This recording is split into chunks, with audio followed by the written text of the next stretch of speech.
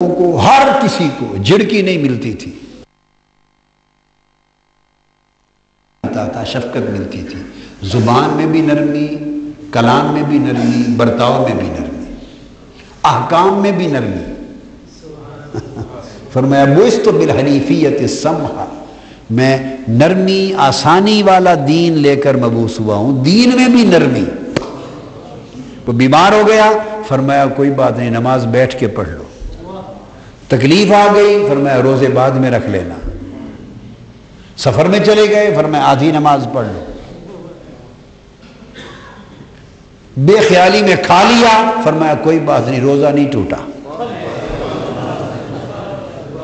آقا علیہ السلام کی بارگاہ میں ایک شخص آ کے عرض کر دیتا ہے، صحیح بخاری میں، آقا میں ایسا عمل کر بیٹھا ہوں گھر میں جس سے روزہ ٹوٹ گیا ہے۔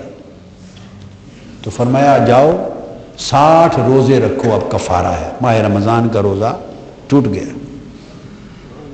فرمایا 60 روزے رکھو۔ وہ بیٹھ گیا، عرض کیا یا رسول اللہ صلی اللہ علیہ وسلم آپ خود ہی بتائیں، ایک روزہ تو توڑ نہیں چڑھا سکا، توڑ بیٹھا، تو 60 کیسے رکھوں گا؟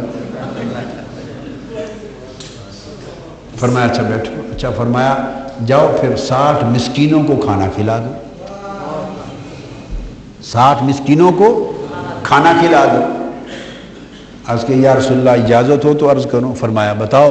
فرمایا مدینہ کی وادی کے ان 2 پہاڑوں میں، پوری وادی مدینہ میں مجھ سے زیادہ مسکین کوئی نہیں، تو اور کن مسکینوں کو کھانا کھلاؤں؟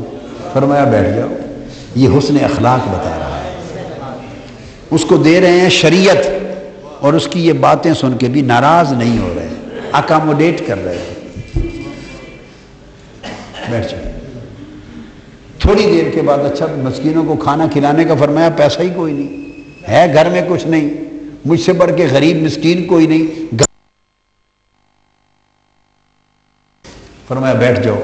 تھوڑی دیر میں ٹوکرا کھجوروں کا ایک آدمی نے اٹھایا ہوا تو آقا کی بارگاہ میں پیش کر دیا۔ وہ کھجوریں بھی منگوا لی ہوں گی،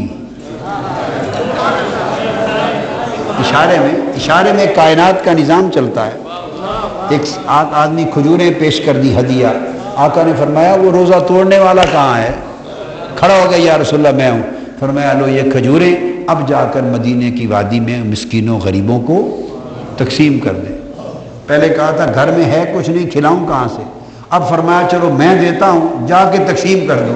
فرمایا میرے اور بچوں سے بڑھ کے غریب کوئی نہیں، تو کن کو تقسیم کروں؟ حدیث پاک میں آتا ہے حضور مسکرا پڑے، اس کی بات سن کے اتنا ہنسے کہ آپ کے دندان مبارک نظر آئے، دندان مبارک داڑھیں نظر آئیں، اتنا ہنسے اس کی باتیں سن کے۔ فرمایا اچھا لے جاؤ، خود کھاؤ، بیوی بچوں کو کھلاؤ، کفارہ موج کرو، کھاؤ۔